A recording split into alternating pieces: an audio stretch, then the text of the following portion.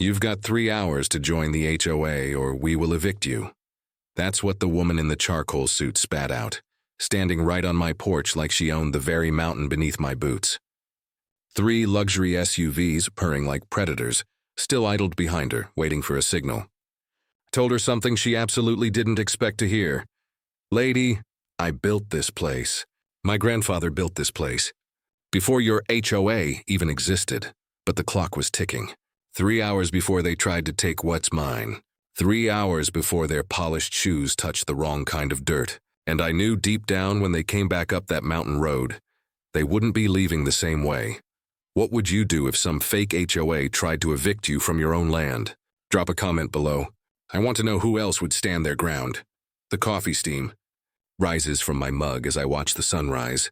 Paint the valley gold, listening to my grandfather's rooster announce the morning from the coop built in. 38. 47 years I've sat on this deck, and the peace up here used to be absolute. The kind that settles into your bones after decades of city noise and that endless radio chatter from my police days. Now, the first sound that breaks the morning silence isn't the wind or a bird, or even that old rooster. It's the low, expensive hum of engines climbing the narrow dirt road to my property. 3 black SUVs, BMWs, naturally, navigating the switchbacks with the careful precision of people who absolutely do not belong on a mountain road. My hand instinctively moves to wear my service. Weapon used to rest. Old habits die hard after 25 years wearing a badge. But I wasn't dealing with armed suspects this time. These look like lawyers, which frankly might be worse. The lead vehicle stops 50 feet from my porch and a corporate invasion force of 12 people emerges. The woman who steps out first carries herself like she thinks the air itself belongs to her. Mid-50s, severe blonde bun, and a charcoal business suit that screams corner offices and 6-figure salaries. Her entourage includes 2 Navy-suited men, a thin lawyer clutching a briefcase like it contains state secrets, and 4 security personnel who scan my property, trying desperately to look casual. "Mr. Ashford," the woman calls out, her voice sharp, demanding immediate compliance. "I'm Scarlett Peaton, chairwoman of the Green Valley Mountain Estates Homeowners Association. We need to discuss your property's compliance status." She doesn't wait for an invitation. She marches right up to the porch, her heels clicking with a military precision that's insulting out here. The papers she produces have official-looking letterhead and multiple signatures, but the way she handles them, too gingerly, like they might dissolve, sets off every old investigator instinct I have. The documents she spreads on my table have titles like Mandatory HOA Membership Order and Environmental Impact Assessment. The fees listed make my coffee turn stone cold. $50,000 for dues, $25,000 for infrastructure, and penalties that total more than my annual retirement pension. According to these papers, I have exactly 3 hours to pay or face immediate relocation assistance. And that's when my police training clicked in. Every red flag I learned to recognize during fraud investigations started flapping wildly. The signatures didn't match any commissioner I'd ever worked with. The letterhead fonts were wrong for official documents, and the paper felt too lightweight, too cheap for government forms. These were expensive forgeries, but forgeries nonetheless. "Ma'am," I say, setting down my mug with deliberate calm, "I've lived here since '78. I have a clear deed, I pay my taxes, and there's never been any homeowners association up here." I gesture toward the valley. The nearest neighbor is 2 miles away through thick forest. What exactly are we associating about? Attorney Knox, the thin lawyer, fumbles through paperwork, avoiding eye contact. When I asked to see his bar certification number, he suddenly became fascinated with adjusting his glasses and shuffling documents. In my experience, legitimate lawyers love to flash their credentials. The fake ones? They change the subject. While Peaton launched into her rehearsed speech about community standards and property value protection, I noticed something crucial. One of her security team had wandered toward the tree line. He wasn't securing anything. He was installing something. A small matchbox-sized device clipped onto a pine branch with a clear view of my house. The motion was quick, practiced, and would have been invisible to anyone not trained to watch for surveillance equipment. My police work taught me to build cases from the small things criminals think no one notices. The tiny red LED on the device blinked once before going dark, confirming my suspicion. I was under electronic observation. This whole performance was rehearsed, but not well. Peyton referred to notes written on her palm. Knox dropped his briefcase twice. They were amateurs with expensive props, and that's what makes them dangerous. Real criminals follow patterns you can anticipate. Desperate, wealthy people? They panic, and their choices follow no logic. I knew this visit was a fishing expedition. Testing my responses, cataloging my defenses. I leaned back, taking a long sip of coffee, letting the silence stretch until Peyton visibly shifted her weight. "You know," I said finally, my voice slow, "in my years as a police officer, I learned that people who show up with ultimatums usually don't have the authority to enforce them. Real government officials don't operate on 3-hour deadlines." Knox's face flushed red. One of the security team took half a step forward before Peyton raised her hand. She was losing control of her narrative. As their convoy prepared to leave, Peyton leaned close enough that I could smell her expensive perfume mixed with something else. Something metallic and sharp, fear maybe, or desperation. "Mr. Ashford, you have until noon to make the right decision. After that, your options become significantly more limited." The threat hung in the mountain air like smoke. I watched their taillights vanish down the road, but they left behind tire tracks, footprints near the tree line, and the faint electronic hum of that surveillance device. The morning silence returned, but it was charged now. After the dust settled, I walked the perimeter with the systematic approach 25 years of police work had drilled into my bones. The device in the pine tree was amateur hour, but there were other signs. Fresh tracks near the back fence, disturbed vegetation where someone had been observing my routines, and small measurement marks on my mailbox post. This morning wasn't their first visit. It was just the first time they bothered to announce themselves. Then, a glint above the valley. A drone, slow orbiting. Surveillance had begun in earnest. Whatever Peyton and her team were planning, they had been working on it for weeks. The question wasn't if they'd return, but what they'd bring. The first thing I did was what any good investigator does when handed suspicious documents. I verified the source. My satellite internet connected to the county database. Minutes later, 0 results for Green Valley Mountain Estates. I called the county clerk, who confirmed it. "Someone's been feeding you a line of bulls, sir." I turned to the documents. The serial numbers were wrong.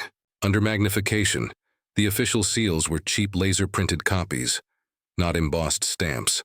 And the watermark. It was the wrong paper manufacturer entirely. They had professional equipment, but they lacked institutional knowledge. My next call went to Landon Cross in Denver, my old partner's son, who became a defense attorney instead of a cop.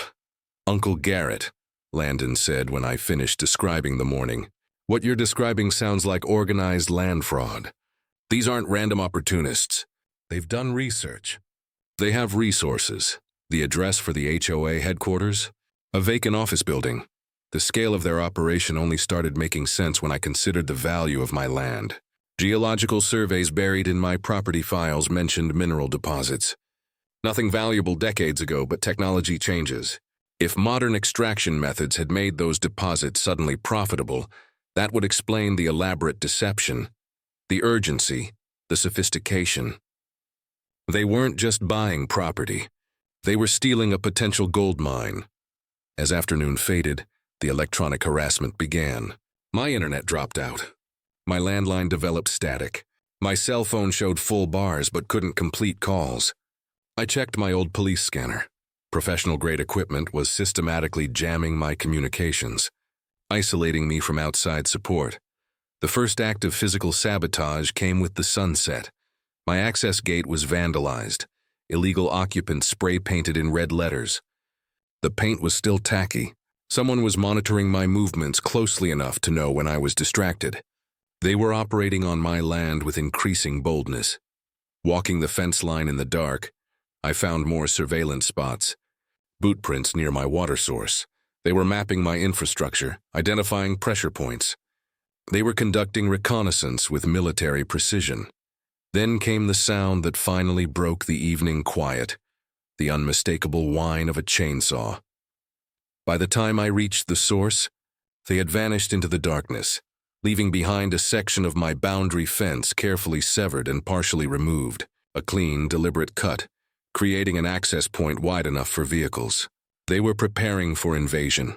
I documented everything: the jamming, the vandalism, the property damage. Each incident was a separate criminal act, establishing a clear pattern of conspiracy. But prosecuting criminals wreck. The 5-mile hike down to where my cell phone could find a signal felt like crossing enemy lines. My boots crunched through the frost, the physical exertion pumping blood through muscles tensed for combat. When the first bar of signal appeared on my phone screen, it felt like receiving a transmission from civilization itself. Landon's voice cut through the static, professional but tense. "Uncle Garrett, I've been trying to reach you since yesterday. Your phone's been dead." I filled him in: the fake inspection, the contamination, and most importantly, the geological survey map. His silence stretched until he exhaled slowly. "You're not their first target. There's a pattern here: organized crime with political connections." At the county seat, Landon and I began the deep dive. The clerk confirmed our worst suspicions. Someone had attempted to file mineral rights claims using forged documentation and my supposedly notarized signature. The filing was rejected for technical deficiencies, but the paper trail was created. The state mining division revealed even more sophisticated deception. Thompson, a career bureaucrat, showed us applications that had been shopped around for months. "Your property sits on what we call a mineral anomaly," he explained. "Someone's been trying to expedite permits through political connections and payments that violate standard procedure." My signature had been digitally reconstructed. The notary seal belonged to someone who died 3 years ago. The applications detailed proposed strip mining operations that would destroy not just my property, but the entire valley ecosystem.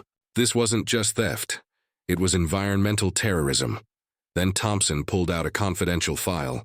3 other property owners in similar situations have disappeared over the past 18 months, he said, sliding photographs across his desk. Not dead necessarily, but gone. Houses sold in emergency auctions. Communities erased. Landon gripped the steering wheel tighter as we drove. "Uncle Garrett, my dad used to tell stories about cases that got too big for local law enforcement. I'm starting to think we're looking at something like that here. These people have enough money to buy judges and politicians." Our investigation took a darker turn when we visited the addresses of previous victims. The properties showed signs of hasty abandonment: demolished houses, land scraped clean for mining.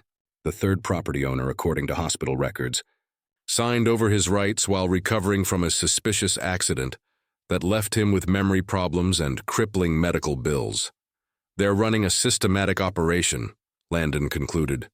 "Identify the resource, research the legal vulnerabilities, then use any method necessary: intimidation, sabotage, and apparently, violence." The radio crackled with news. Local police had received reports of environmental enforcement activity on my mountain, claiming I'd been evicted for public health violations.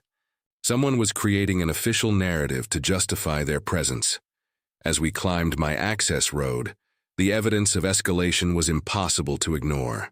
Heavy tire tracks, temporary power lines, the constant noise of generators echoing through the valley. Construction barriers blocked the main road. A field office trailer sat where my guest parking used to be. "Jesus Christ," Landon whispered, staring at the industrial site. "They're not even pretending anymore. This is a full-scale invasion."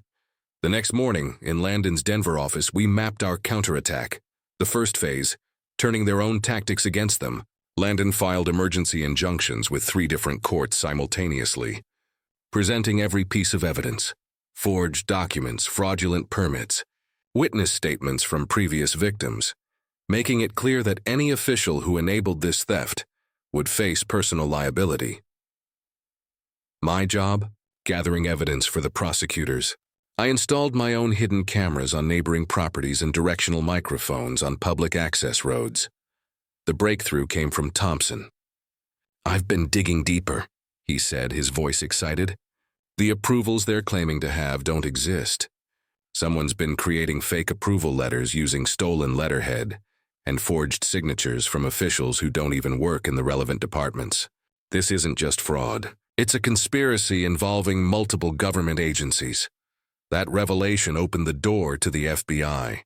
Fraudulent government documents, interstate commerce, that's federal jurisdiction. Then, an unexpected visitor, Regional Director Harrison from the Environmental Protection Agency, a real federal official. "We've been tracking unusual permit activity in your area," he explained. "Someone's been impersonating federal officials, and that gets our attention very quickly."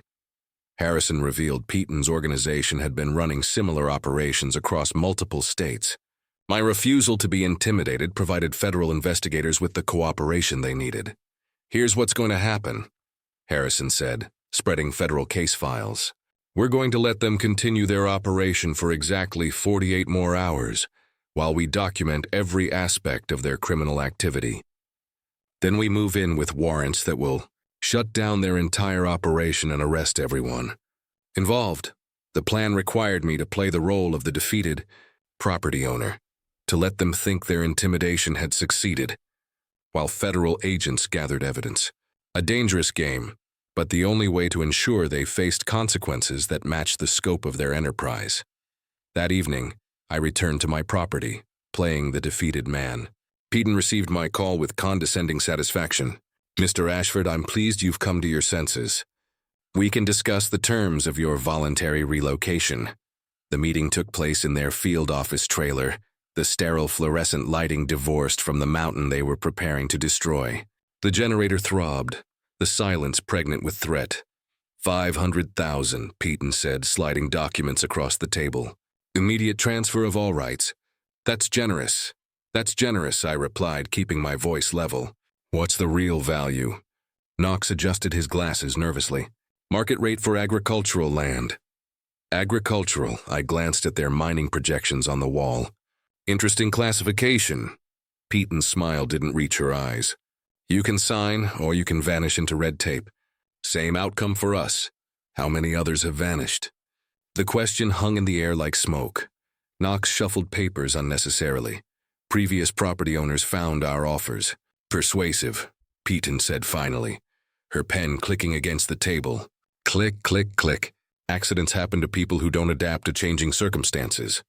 "Before or after the accidents?" Her patience finally showed strain. "You have until tomorrow morning." "We're efficient," Knox muttered. "Efficient at what exactly?" Peaton's fury broke through. "At removing obstacles that prevent progress." I leaned back, studying their carefully arranged evidence of criminal conspiracy. I knew they were recording me. I needed them to think they had won. "I'll consider it," I said. Standing. "Your signature just determines whether you're here to see it." "Mr. Ashford." The trailer door closed behind me with a metallic snap, sounding remarkably like a trap being sprung. The next morning, from my concealed position with Agent Harrison and his team, I watched Peaton's operation transform from confident criminal enterprise to panicked confusion. FBI agents emerged from the tree lines with weapons drawn and real arrest warrants. The sudden rotor wash from federal helicopters overhead drowned out Peaton's protests as she realized they had walked into a meticulously planned trap. The arrests happened quickly, precisely as expected.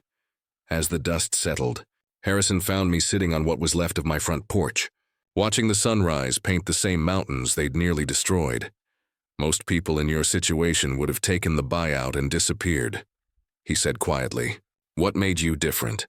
25 years wearing a badge," I replied, watching the agents catalog the mining equipment.